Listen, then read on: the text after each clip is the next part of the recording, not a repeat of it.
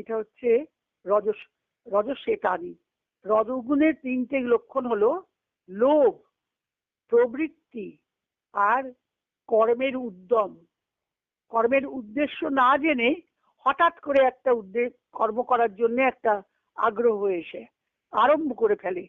কর্মের উদ্দেশ্যটা জানলাম না, কর্মের লক্ষ্য কি, ফলাফল বিচার করলাম না, করে আমি একটা কর্ম আরম্ভ করে ফেললাম।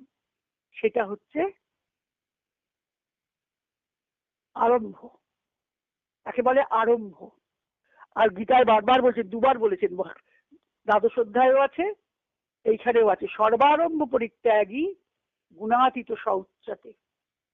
আর দ্বাদশ অধ্যায় আছে, সর্বারম্ভ পরিত্যাগী যে মদ ভক্ত সমে প্রিয়।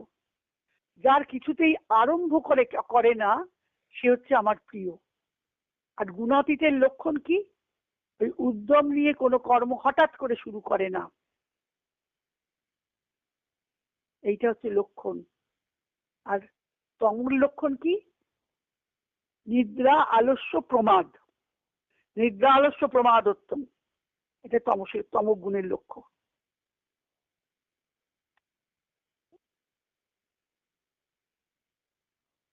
আমাদের এই যে গুণত্রয়ের জ্ঞানটা জানলে কি হবে? কেন আমরা গুণত্রয়কে জানবো?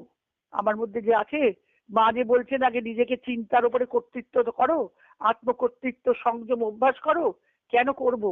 ভগবান গীতায় বললেন, এই জ্ঞানটা যদি তুমি আশ্রয় করো, ইদম জ্ঞান উপাশ্রিত মম সাধর্ম মাগতা। গুরুদেব এই কথাটা ভীষণ বলতেন, মম সাধর্ম মাগতা। ভগবানের ধর্মের সাধর্ম তোমার হবে, তুমি ভগবানের মতো ধর্ম তুমি লাভ করবে। তাহলে কি হবে? স্বর্গীয় নোপজায়ন্তে প্রলয়েন ব্যথন্তি চ। মম সাধর্ম আগতা, এটা খুব বলতেন। পুতা মদ্ভব মাগতা, মম সাধর্ম মাগতা। আমাকে এই পথে চললে কি হবে? ভগবানের মতো ধর্ম আমার হবে, ভগবানের মতো ভাব আমার হবে। চতুর্থ অধ্যায় বলেছেন। তাহলে আমরা মৃত্যু ভয় থেকে জন্মাবো না, মরবো না। তার মানে কি? জন্ম মৃত্যু পারে যেতে পারবো। স্বর্গীয় নোপজায়ন্তে প্রলয়েন ব্যথন্তি চ। যখন মৃত্যু হবে তখন দুঃখ হবে না। জন্মের সময় আমাদের জন্ম যে হবে, আমাদের অবশে জন্ম হবে না, ভগবানের ইচ্ছায় জন্ম হবে। স্বর্গীয় নোপজায়ন্তি প্রলয়েন ব্যথন্তি। যেখানে অন্য ব্যাখ্যাকারা অনেক রকম মানে করেছেন, আমার গুরুদেব এটা মানে করতেন। গুরুদেব তো রোজ এক অধ্যায় করে গীতা পড়তেন, পড়ে যা তার মনে হতো বলতেন।